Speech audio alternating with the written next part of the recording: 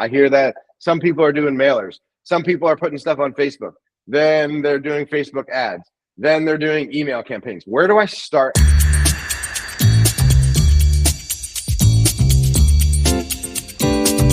All right, welcome back. We are here on the Environmental Lab podcast. After a short hiatus, we are back.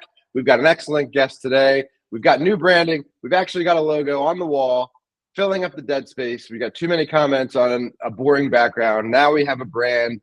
Now we have a logo that everyone can see. And so we are incredibly professional now here on the show. I've got an exciting guest today. I want to talk about something that is critical for everybody, whether you're an owner, operator, lab director, and you're trying to generate revenue and business, you've got to have a marketing plan. So before I tell you more, let's say welcome to Kayla Paton. Thank you for being on the show. Hi, thank you. Thank you for the introduction. No problem. So you're way up there. You're way up there in Canada, right? Yes, I am in Ontario, the Ontario region, kind of in the middle. Born and raised in Ontario, or have you? Yeah. Gotcha. What's it like up there? Is it there's a lot of kind of things that people think about Canada. It's clean. Everybody's super nice. Is all that true? Yes and no. Like, I've never seen a polar bear with my own eyes, so I can't contest to that. We do have 4 seasons. It's not always snowing. I guess in my kind of part of Canada, I'm in the very south side of it. So we do get 4 seasons. I do get the hot summer days. We do also have, sometimes snow up into our knees. So we get it all. Got it. So it's not completely wrong. No. All right, let's jump into it. So you are the founder and operator of Harvest Hub Marketing. Tell me a little bit about what that is and what you do. Yeah, so I started this a few months back now. It's a small digital solutions agency focused on marketing. So we do everything from digital to traditional marketing strategies, kind of a one-stop shop. So I can start you with a brand kit if you're a small business starting off. But if you're a little bit more established and want to get ramping up with, SEO or revamping your website, I can also take that on as well. So any part of your marketing life cycle, I am here and ready to jump in and lead you to success. Great, perfect. I love it. And so let's cut right to the chase. The reason that you're here with me today is because for Limbs Plus, I was looking for someone to do our marketing and to do our focus on our growth from a digital perspective. And I went out looking for someone, found you. We talked a bunch. We spent a lot of time together and decided that we're going to collaborate because I love your approach and your style. And so initially I was looking for someone to help grow Limbs Plus. But what I realized is there's a need that my clients have. The labs that use us today, most of them, if not all of them, don't have a great marketing plan or strategy in place. So we flipped it around and we said, Kayla's awesome. She's a pro and she's proven it. Instead of focusing on Limbs Plus and our growth and our marketing, let's make her available to the labs that have the same initiative and goals. And here we are. We've been talking to labs. We've been working from the ground up on if they have nothing, how do we expand them? And the opportunity just seems to be endless. And it always comes back to the same thing with us. Labs are usually run by scientists who want to do science, not do all these other things that it takes to successfully achieve the goals that they want to achieve. So that's why you're here. That's why we have met. I want to ask you a couple questions. What is it about marketing? Why do you like marketing? Why are you motivated in this space, and why do you enjoy it so much? Well, I can relate to kind of the wanting to do science part because I also love numbers. But with that, numbers can get a little bit boring in my eyes anyway. So I love that marketing blends creativity and strategic thinking. You have to break down numbers, analyze them, figure out what they're telling you, and then you wrap that into a creative campaign and you have marketing. It bridges the consumer with a business and its product or services, and I really like that. I like how it connects people. It connects people with hopefully finding something more efficient or purchasing something that they need. But obviously it benefits businesses as well with putting the product in front of the consumer, so they can make purchases and Yeah, I get it. So there's so many scenarios where there is no marketing at all. Yeah. How do you grow? How do you grow lab A? How do you grow lab B? Well, it's word of mouth generally. Mhm. And so when you're thinking about labs, or not even labs, businesses of any kind, small, medium size, or large businesses, whatever the case may be, what are kind of the fundamentals that they need to get right? And what's the process for building a plan that's going to get them more business? Well, everyone is completely different. Every single business, every single product, every single service, every single audience that those small businesses or large businesses are targeting. Small businesses definitely need to focus on brand awareness so that they have a voice in the market. So consumers know that they're there, know what they offer, and know what they're all about. For larger businesses, they need to make sure that they're maintaining their market share, adapting to changes in the market, and continuing to connect with their current and potential audience. So what do you mean by brand awareness? So one of the things in the lab industry is there's some very, very big national and international labs, and they have great brand awareness. A lot of local people. Let's think about homeowners that need to get their well checked, or real estate transactions, or people like farmers or other businesses that need to get water or soil or other things tested. They automatically are going to these huge labs because that's who they find, that's the name they know.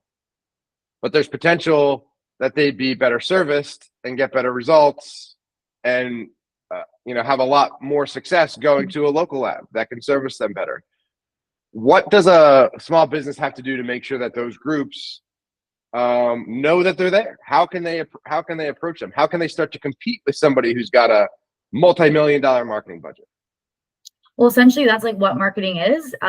Sometimes the big guy might just have better marketing, and that's why they're a little bit more successful. But it might be the smaller guy that actually has better quality or more things that you need. And that's kind of where marketing comes into play, to let people know, hey, we have all of these services. We can be more efficient. We might be more cost effective. We might be local and closer to you. Depends on what your competitive advantages are, but people don't know that without getting the message out there and without advertising. That's why you really do need marketing. So you can say, hey, I can play with the big dogs. You might be using this big local house name right now, but this is why we're also important and why we could be a benefit to you. So where do I start? I hear this term SEO, right? Search engine optimization. I hear that some people are doing mailers. Some people are putting stuff on Facebook. Then they're doing Facebook ads. Then they're doing email campaigns. Where do I start? How do I know how I can start to have an impact? If I'm starting from scratch, what do I need to get right first so that I can, build something that's actually going to bring me revenue consistently based on my spend? It definitely depends on like where you are and what marketing you've done in the past. So someone starting from scratch, not sure where to start, definitely market research. I always find marketing very humbling, because us as business owners might think we know what consumers want or what our audience is looking for. And then we do some market research and find out we're completely wrong, or maybe we have half of it, or none of it figured out. So I always think that's interesting. And then from the market research, you would go on to figuring out what's the best strategy. And that's usually through setting good goals. You really need to define your objectives. Are we trying to make people aware? Are we just trying to sell our product? Are we trying to grow and expand and offer a different product? What are we introducing to the market? And you kind of have to go from there. So SEO is great for people that already know about you. So if you've already gone through the brand awareness, campaigns or phase, you can move on to SEO and social media, where you're trying to interact more with your audience. And that's where close relationships and rapport starts. And that's how you kind of get people moving through the sales funnel. Marketing and sales goes very hand in hand, but it's typically marketing that brings on consumers into the sales funnel. So I think what you're saying is, when you talk about market research, you're saying, all right, so I'm an established business. I've got, let's keep it simple. I've got 3 customer segments. Let's go back to labs. So I've got Johnny homeowner, I've got contracts and contractors that bring me a bunch of business. Then let's say I've got farms that bring me business. Let's talk about a conversation we just had with a client. When you say market research, what are they looking for? Are they looking for how much opportunity is within their region or their geographic location? Are they saying, which one of these segments gives me the best margins? When you say market research, what are they looking to solve for? Definitely what competitors are doing. Why are your consumers or your potential consumers going to other competitors, or why are they choosing competitors over you?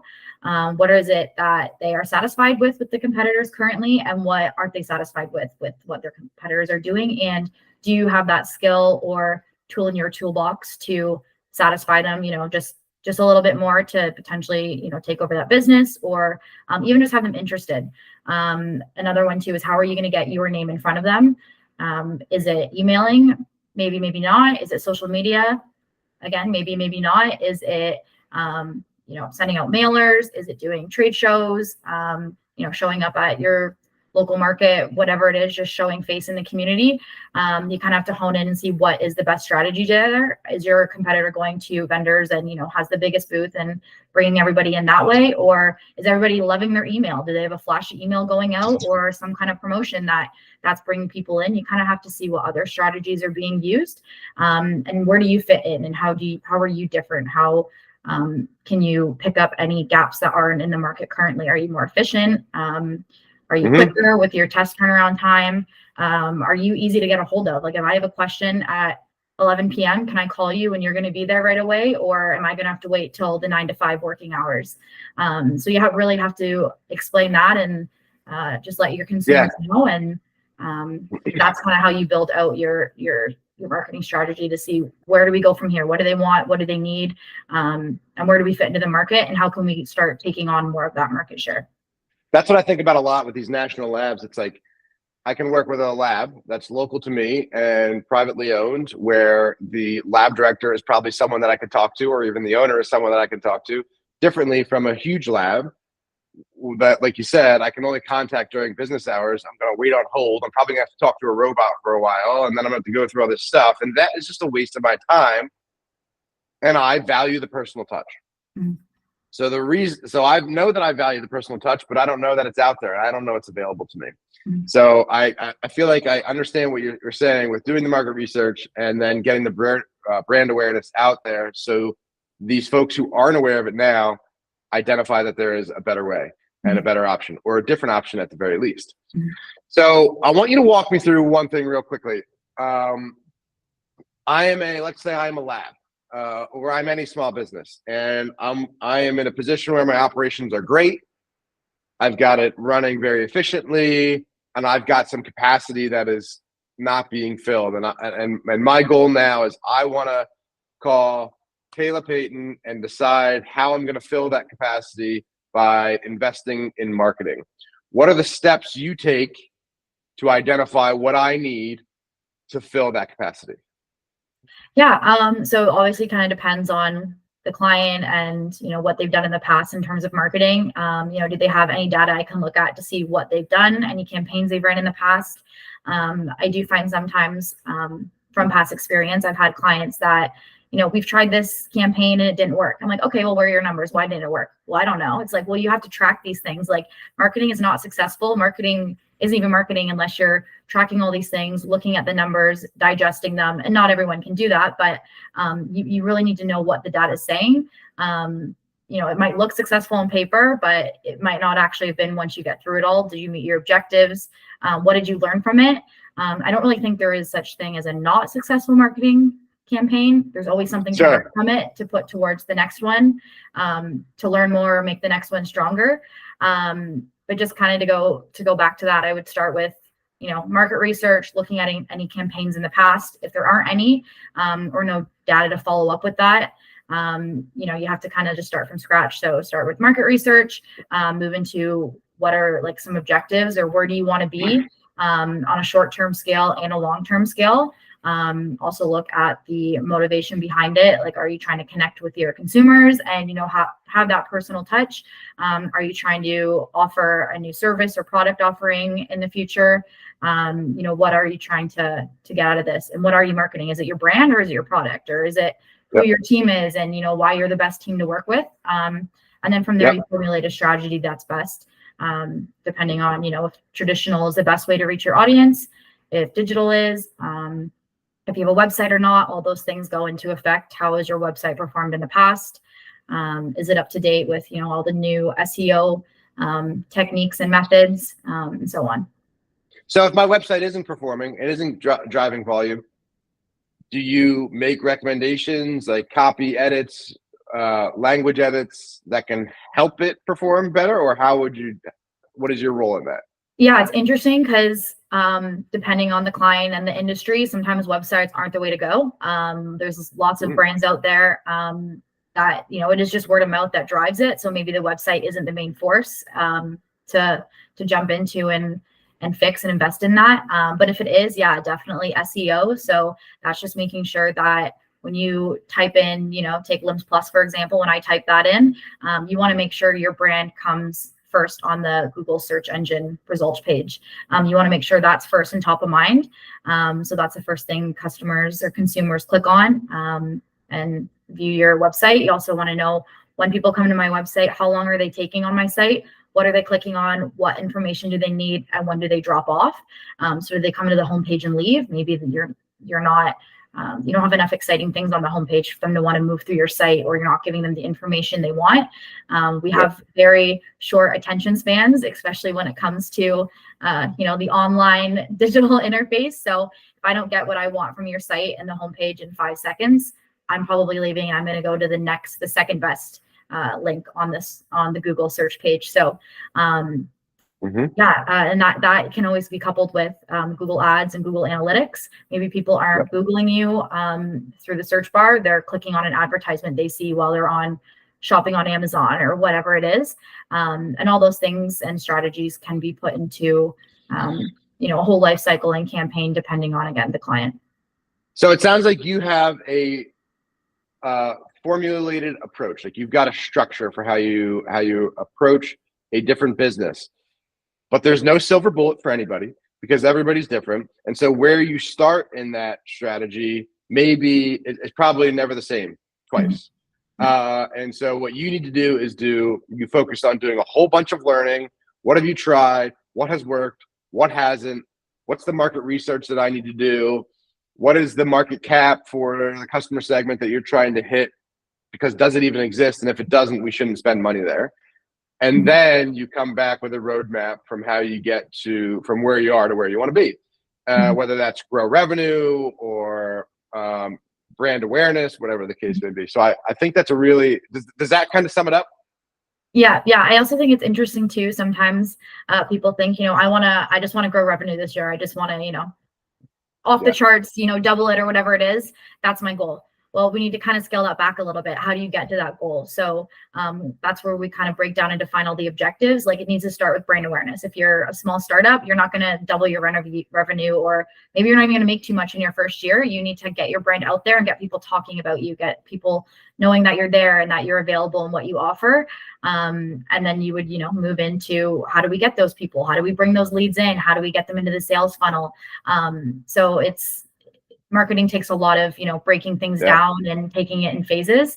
And at every phase you learn something. That's why I think I like it so much, because you put the work in and you can reap the rewards pretty quickly and put that into effect for, your next campaign or strategy. So I love it. Yeah, it's a marathon, not a sprint, marketing. So marketing can be incredibly successful and help you achieve goals that you never expected, but you're not going to get results in week one. You've got to do a whole bunch of test and learn. You've got to do a whole bunch of research. You've got to commit to it before you're going to really start to see the rewards that are going to have dramatic impact on your bottom line and the goals that you're trying to achieve. Yeah. Is that right? Yeah. Got it. All right. Well, listen, we are about out of time. This has been great. You are Kayla Paton, and we are so excited to have you join the team at Limbs Plus. You are going to be, and are already starting, I can already feel what you're doing with some of our existing clients, the lab marketing guru. And I'm so excited to see how you can help all these companies and businesses achieve some of the results that they haven't been able to before.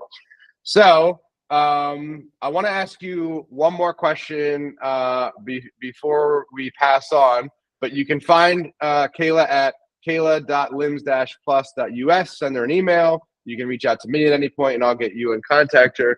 But before we go, what's the thing? Like, what goals should people be thinking about if I'm a lab? It almost seems to me like it's, it's like a two-part thing. It's like, I want to be able to do X so that I can do Y.